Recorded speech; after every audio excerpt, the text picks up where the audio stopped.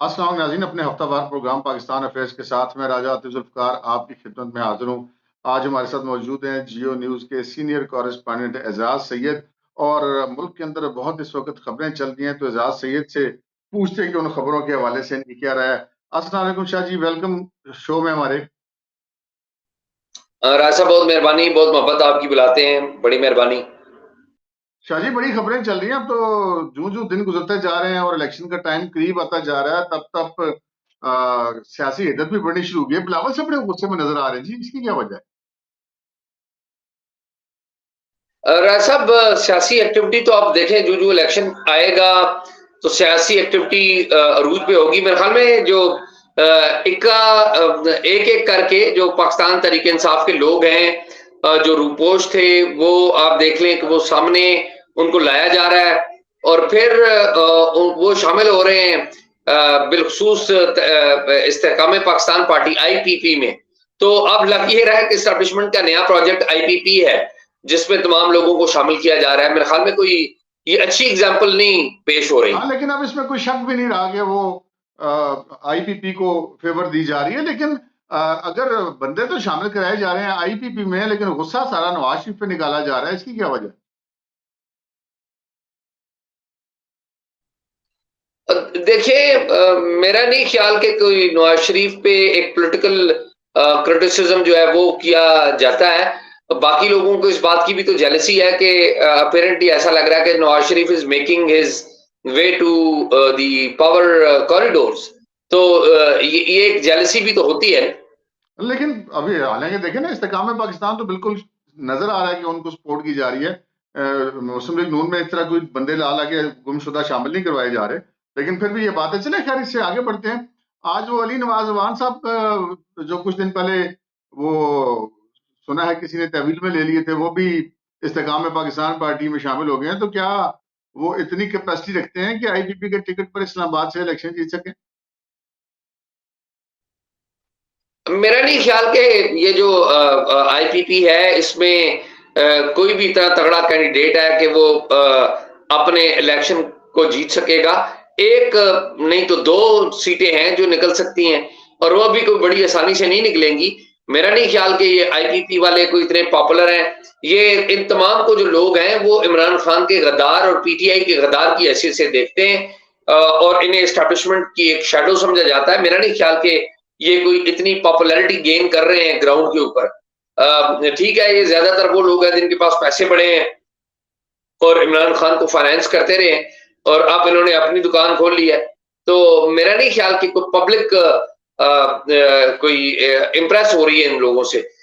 जो अली नवाज अवान है, जिस तरीके से वो इस पार्टी में शामिल हुए, आपको पता है कि कुछ दिन पहले खबर आई थी कि मानसरा से उनको पकड़ लिया गया है, हिरासत में ले लिया गया है, फिर उनका कुछ पता नहीं था। फिर उनका जो पहले तो रवायत ये थी ना कि इंटरव्यू में नमूदार होते थे, तो इस बार इंटरव्यू में नमूदार नहीं हुए, इस दफा वो पार्टी में शामिल होते हुए नमूदार। बिल्कुल उसी अंदाज में गले में वो झंडा डाल के शामिल कराया जा रहा है, जिस तरह 2018 के इलेक्शन से पहले गले में झंडा डाल के पीटीआई में लोग शामिल करवाए जाते थे। बिल्कुल सेम सीन लग रहा था। आप बिल्कुल ठीक कह रहे हैं, ऐसे ही है। लेकिन उस वक्त में और अब में सिर्फ 9 मई के वाकयात का फर्क है कि ये 9 मई के वाकयात की वजह से, और फिर दूसरी एक और बात भी है कि जो आर्मी चीफ हैं, आपको पता है, बतौर डीजीआईएसआई उनको जिस तरीके से हटाया गया था और बाद में वो आर्मी चीफ बने, तो उनकी अपॉइंटमेंट को भी जिस तरह कंट्रोवर्शियल करने की कोशिश की गई। तो अब ये एक पैटर्न से हटके एक पर्सनल पर्सनल मैटर्स भी अपेरेंटली लगते हैं कि ये पर्सनलाइज इश्यूज भी हो चुके हुए हैं। अच्छा, वैसे लगता है वो कैप्टन सफदर की सुनी गई, बड़े निगलेक्ट हो रहे थे पार्टी के अंदर, अचानक ही उनको पार्टी के अंदर अहमियत मिलनी शुरू हो गई। हमने, आपको याद होगा, न्यूज टू यू पे मैंने व्लॉग भी किया था कि कैप्टन सफदर साहब जो है वो उनको निगलेक्ट किया जा रहा है। अभी वो बड़े एकदम मुतरक हो गए हैं, फाल हो गए हैं, हर जगह पे साथ भी नजर आ रहे हैं। और केपी के अंदर जनाब इस वक्त वो बड़े फाल हुए हैं। ये पता चला है कि जी उन्होंने जो एक बहुत बड़ा मार का सरंजाम दिया कि जो इकबाल जफर झगड़ा थे, पीएमएलएन के साबिक सेक्रेटरी जनरल, उनको वो दोबारा पार्टी में उन्होंने शामिल करवाया। नवाज शरीफ साहब से मुलाकात कराई और उनके और अमीर मकाम के जो इख्तलाफात थे उनको भी कैप्टन सफदर ने खत्म करवाया। और आज उनकी एक और अचीवमेंट भी सामने आ गई कि जो पीपल्स पार्टी के अरबाब आलमगीर और आसमा अरबाब आलमगीर थे, वो जिन्होंने पीपल्स पार्टी छोड़ी थी कल परसों, उनको भी अब कैप्टन सफदर ने मुलाकात करने के बाद केपी के अंदर पीएमएलएन में शामिल करवाया, और ये पता चला है कि जो एक और शख्सियत है केपी के अंदर बड़ी इंपॉर्टेंट पीएमएलएन की, वो भी नाराज हैं, सरदार मेहताब अब्बासी। सरदार मेहताब अब्बासी के लिए भी नवाज शरीफ साहब ने टास्क दिया है कैप्टन सफदर को और अमीर मकाम को कि वो उनसे मिलें और उनके और मुर्तजा जावेद अब्बासी के इख्तलाफात को खत्म करवाएं। तो ये केपी के अंदर ये जो अचानक फाल हुए, इकबाल जफर चगड़ा की वापसी, अरबाब आलमगीर की शमूलियत, फिर ये सरदार मेहताब पे वर्क, तो आप क्या समझते हैं कि सुबह खैबर पख्तूनख्वा में और हजारा डिवीजन में पीएमएलएन को इसका फायदा होगा? देखें, इस वक्त जो खैबर पख्तूनख्वा है, वहां पर अगेन पाकिस्तान तहरीक इंसाफ के जो ग्राउंड के ऊपर चीजें नजर आ रही हैं कि वो बड़े पॉपुलर हैं, लेकिन एट द सेम टाइम आपको पता है कि इमरान खान साहब का इलेक्शन लड़ना वो भी डामाडोल हुआ है, और भी बहुत सारे पुश एंड पुल हैं। ग्राउंड के ऊपर पीएमएलएन ने अपना काम शुरू कर दिया है, और लग ऐसा रहा है कि इस वक्त जो सबसे बड़ा डैमेज जो पहुंचा है वो पीटीआई को नहीं पहुंचा, पाकिस्तान पीपल्स पार्टी को जरूर पहुंचा। आप अगर देखें बलूचिस्तान में चले जाएं तो फतेह मोहम्मद हसनी, वो पीपल्स पार्टी के बड़े जाले थे, बड़े पीपल्स पार्टी के खास थे, वो भी अपने साथियों के साथ आ गए हैं, पीएमएलएन में आ गए हैं। इधर आसमा अरबाब और अरबाब जहांगीर वो आ गए हैं। तो बलूचिस्तान में तो कमोबेश एक दो लोगों को छोड़ के, 3 लोगों को छोड़ के जो बड़े नाम है पीपल्स पार्टी के, वो सारे आ गए पीएमएलएन में। ये तो अभी एक दूसरे को तोड़ रहे हैं। असल तो बात ये है कि पीटीआई का कोई बंदा टूटता है और वो इनमें जाता है, क्योंकि इस वक्त सूरत हाल क्या है कि PTI versus the rest. Imran Khan जब हुकूमत में थे तो तब भी वो यही था कि पीटीआई वर्सेस दी रेस्ट, यानी कि जितनी भी बड़ी जमातें थी उनके मुखालिफ थी उनकी जमात, और अभी अपोजिशन में है तो वही सूरत हाल बनती नजर आ रही है कि रेस्ट वर्सेस पीटीआई। तो ये जो आप क्या समझते हैं कि जून इलेक्शन के दिन करीब आएंगे, आपके ख्याल में पीटीआई हर गुजरने वाले दिन के साथ अपनी वर्थ खोती चली जाएगी या बेहतर करती चली जाएगी? आपकी क्या राय है इस हवाले से? देखिए राय साहब, एक ही सूरत है कि पीटीआई कम बैक कर सके। एक पहली बात तो यह है कि एस्टैब्लिशमेंट की जो मौजूदा सूरत हाल है, यानी कि जैसे army chief general Asim Munir head कर रहे हैं, पूरा एक नीचे सिस्टम है, वो उसका पूरा एक बैकग्राउंड है खान साहब के साथ, तो कोई इतनी इजी जिसे कहे ना कि स्मूथ इनके कोई रिलेशन हो जाए तो वो होते हुए नजर नहीं आ रहे। दूसरी सूरत हाल ये है कि इमरान खान साहब थोड़ा सा पीछे हटे, और जिस तरीके से नवाज शरीफ साहब ने या किसी जमाने में बेनजीर भुट्टो साहबा ने अपनी पार्टी को बचाया था, तो वो अपनी पार्टी को बचाने के लिए अपनी अदम मौजूदगी में किसी को पार्टी का एक मौसर सरबराह बनाए, चाहे वो शाह महमूद कुरैशी हो या परवेज लाई हो या कोई एनीबॉडी हुज आउट, तो शायद कोई सूरत हाल बन जाए कि इनकी पार्टी इलेक्शन भी प्रॉपरली लड़ सके क़यादत के साथ। लेकिन खान साहब की प्रॉब्लम यह है कि वो किसी पे ट्रस्ट करने के लिए तैयार नहीं है, तो इसमें एक डिफिकल्ट सिचुएशन है खान साहब के लिए, तो ये डिफिकल्ट सिचुएशन का सामना होगा। देखिए, इमरान खान को जो सजा हुई है उसमें वो उनकी नाअहली हुई है, और कल किसी भी वक्त कोई भी बंदा उठ के जाके इलेक्शन कमीशन में या किसी अदालत में ये दरख्वास्त दे सकता है कि जी वो ठीक है, वो कैद वाली सजा तो उनकी मुअत्तल हुई है, लेकिन नाअहली तो उनकी बरकरार है। तो वो अगर इसी चीज पे इसरार करते रहे या अपनी जिद करते रहे कि जी वो पार्टी का सरबराह किसी और को नहीं बनाएंगे, तो इस तरह तो पार्टी के ऊपर इलेक्शन लड़ने में बैन भी लग सकता है कि अगर एक जो सरबराह है पार्टी का वही अगर नाअहल है तो वो फिर कैसे उसको आगे चलाएंगे?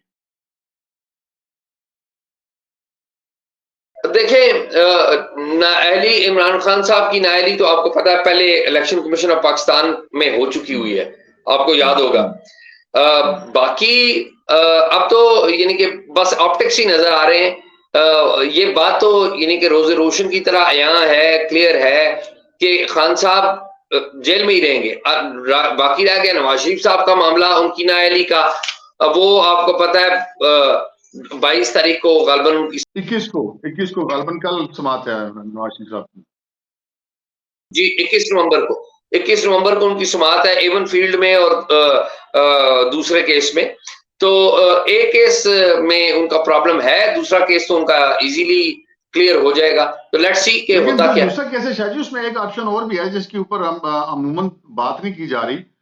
वो ऑप्शन ये है कि कोई भी मुकदमा चाहे वो कितना भी स्ट्रांग क्यों ना हो, अगर उसके बीच में से जो प्रोसिक्यूशन है उस मुकदमे को अगर विड्रॉ कर लेती है तो फिर तो वो भी खत्म हो जाता है। तो ये क्या इस चीज के इम्कानात हैं कि जैसे गवर्नमेंट ऑफ पंजाब ने उनकी सजा मुअत्तल की उस मुकदमे के अंदर, उस तरह उनके केस को, उनके खिलाफ केस को विड्रॉ भी किया जा सकता है नैब की तरफ से? बिल्कुल किया जा सकता है। आपको पता हो, याद है ना कि नैब के जो पहले दिन की कार्रवाई थी नवाज शरीफ साहब के आने के दिन 21 अक्टूबर को, 21 अक्टूबर के बाद तो वो नैब ने जो अदालत है उसने नैब के प्रोसिक्यूटर से पूछा था, और नैब के प्रोसिक्यूटर ने बड़ा क्लियरली कहा था कि हम इन केसेस के ऊपर कार्रवाई नहीं चाहते। हम ये केसेस यानी कि लाउडली तो ये नहीं कहा था कि हम वापस लेते हैं, लेकिन उन्होंने ये बात क्लियर कर दी थी कि they are not opposing the point of view और legal points raised by the lawyers of Mian Nawaz तो शरीफ। इसका मतलब है हम ये तो कर सकते हैं कि नवाज शरीफ साहब कल की समात में भी बरी हो सकते हैं, या ज्यादा से ज्यादा एक आध और समात के अंदर, ऐसा आपको लगता है? एक नहीं तो दो समातों के अंदर नवाज शरीफ साहब बरी होते हुए बड़े क्लियरली नजर आ रहे हैं, और उसके बहुत सारे और इंडिकेटर्स भी हैं, वो भी नजर आ रहे हैं। वो दूसरी तरफ है इमरान खान साहब के खिलाफ जो मुकदमात हैं उनके अंदर उनका मामला ये चल रहा है कि उनका जो जिस सेल में वो सीर है वो सेल तो दिन ब दिन खुला होता जा रहा है। वो एक कमरे से दो में और बरामदा ऐड करते हुए, सहन ऐड करते हुए, फिर तब सुना था कि मैंने एक कनाल का आता उनको दे दिया, लेकिन उनका जो सेल है वो खुला होता जा रहा है, लेकिन कानून का दायरा उनके गिर्द तंग होता जा रहा है। एक उसमें एक कल मैंने एक स्टोरी दी थी कि जो 190 मिलियन पाउंड वाला केस है उसके अंदर जो जमा बाकी उसमें जो यूनिवर्सिटी के लिए किसने पैसे लिए नहीं लिए, ज्वेलरी आई जो गोगी ने हिस्सा लिया, फरा गोगी साहबा ने या शहजाद अकबर ने, वो अपनी जगह पे है। लेकिन उसमें एक नई चीज पता चली कि वो जो 190 बिलियन पाउंड की मंजूरी ली गई थी, इमरान खान साहब ने काबीना से ली थी मलिक रियाज साहब के मद में सुप्रीम कोर्ट में एडजस्ट कराने के लिए, उसमें से भी 19 जो मिलियन पाउंड है वो कम जमा करवाए गए हैं।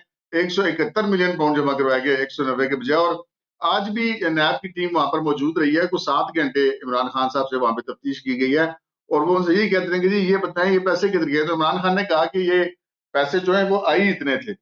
तो उन्होंने कहा अगर ये इतने ही आए होते तो आपने मंजूरी 190 मिलियन पाउंड की नहीं लेनी थी, आपने मंजूरी भी फिर 171 मिलियन पाउंड की लेनी थी। मंजूरी आपने 190 मिलियन पाउंड की ली है। तो अब आप ये कह रहे हैं, तो ये तो उस केस में भी अब फंसते हुए नजर आ रहे हैं हमें।